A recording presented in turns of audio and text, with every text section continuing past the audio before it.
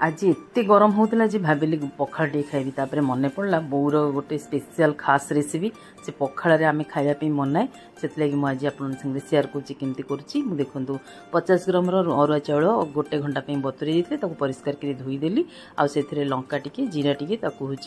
रसुण पकेली रसुण आ छोट पियाज आउ अदा आपन छोट पियाज नथिले बड़ पियाज भी देकी आम माने रफली एमती अल्प टिके पानी देकी पूरा दरदर माने खदड़ा भाव बाटिबा बेसी पानिया करबानी तापर मु एटी घंटे घंटा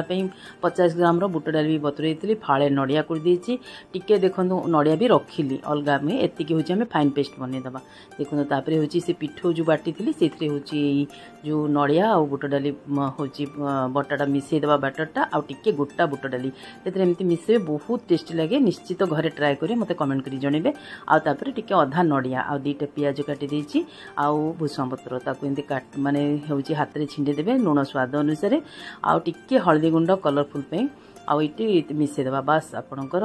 नड़िया बुट डाली बरा पूरा माने बहुत टेस्ट लगे पखाड़ रे एटा गरम भात भी खाई परिबे किंतु पखाड़ बेसी भल लगे मु रिफाइन ऑयल टिके नै गली पैन